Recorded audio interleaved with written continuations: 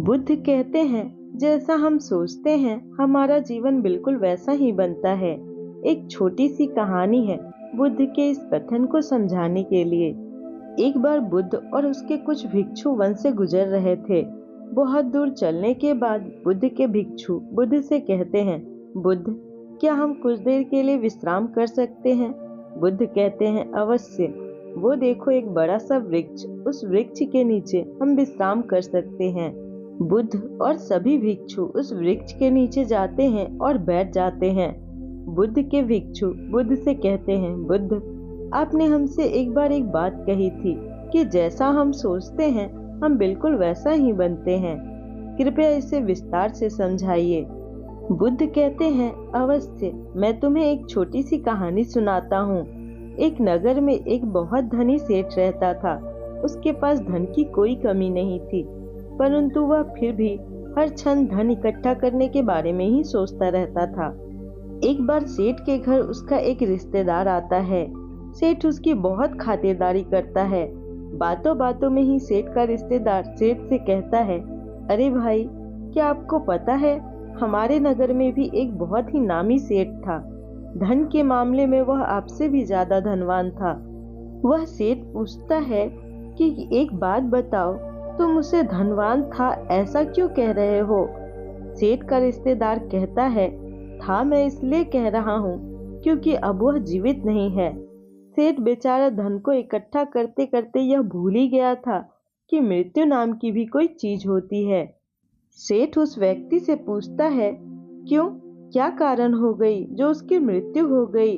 वह व्यक्ति कहता है, कारण तो कुछ नहीं था, अचानक उसकी मृत्यु हो गई।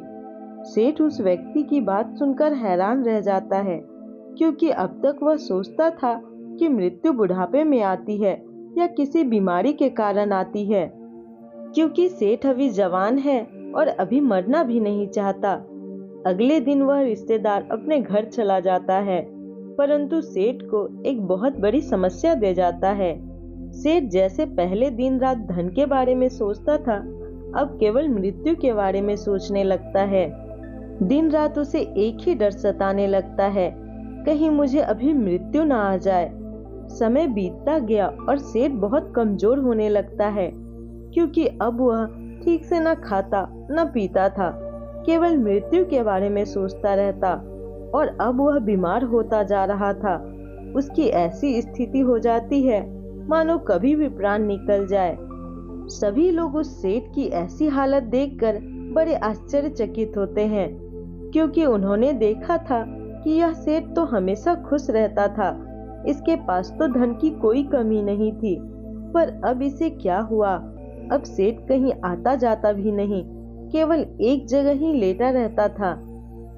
उस सेठ की ऐसी हालत देखकर उसका एक मित्र सन्यासी को बुलाकर लाता है और कहता है, सुनो, ये बहुत पहुंचे हुए सन्यासी हैं, तुम इन्हें अपनी समस्या बताओ, ये जरूर उनका समाधान कर देंगे। वह सन्यासी उस सेठ से पूछता है, क्या हुआ? मैंने तुम्हें पहले भी देखा है, परंतु तुम इतने कमजोर कैसे हो गए? ऐसी क्या बात है जो तुम्हें परेशान कर रही है? सेठ सन्यासी से कहता है, मैं मरना नहीं चाहता हूँ, मैं जीना चाहता हूँ। कहीं मुझे मृत्यु ना आ जाए, कहीं मैं मर न जाऊं। वह सन्यासी मुस्कुराते हैं और सेठ से कहते हैं, अच्छा, तो तुम्हें मृत्यु का भय है? सेठ कहता है, जी, मेरे पास इतना धन है, इसका उपयोग कौन करेगा? वह सन्यासी कहते हैं, तुम्हारी इस समस्या का मैं अभी समाधान निकाल देता हूँ। सेठ सन्यासी की बात सुनकर बहुत खुश हो जाता है। सन्यासी कहते हैं, मैं तुम्हें एक मंत्र देता हूँ, तुम बस इसका उच्चारण करना। अपने मुख से भी यह मंत्र बोलना और मन ही मन भी यह मंत्र बोलना। यह मंत्र है, जब तक मुझे मृत्यु नहीं आएगी तब तक मैं जीऊंगा। तुम इस मंत्र को 7 दिन तक लगातार बोलो। मैं 7 दिन बाद आऊंगा। और वह सन्यासी वहां से चला जाता है। 7 दिन बाद वह सन्यासी लौटता है तो वह देखता है कि सेठ अब पहले से बेहतर होने लगा। सेठ सन्यासी को देखकर उनके चरणों में गिर पड़ता है और उन्हें धन्यवाद देता है। सेठ कहता है, आपके मंत्र ने तो जादू कर दिया। अब मैं मृत्यु से भयभीत नहीं हूँ, क्योंकि जब तक मृत्यु नहीं आएगी तब तक मैं जीऊंगा। जो भी यह कहानी सुन रहे हैं वह सोच रहे होंगे कि इस मंत्र में हुआ क्या। जब सेठ को उस दूसरे सेठ की मृत्यु के बारे में पता नहीं चला था, तब वह केवल धन के बारे में सोचता था। उसका स्वास्थ्य भी ठीक था, वह खुश था। परंतु जब उसने मृत्यु के बारे में सोचना शुरू किया तो वह बिस्तर से लग गया, मृत्यु के करीब जाता गया और ऐसा क्षण आ गया कि वह कभी भी मृत्यु को प्राप्त हो सकता था। तो इस छोटी सी कहानी से हमें ये समझ आता है कि जो हम अंदर और बाहर सोचते रहते हैं वही हमारे जीवन की हकीकत बन जाती है। तो दोस्तों, कैसी लगी आपको यह वीडियो?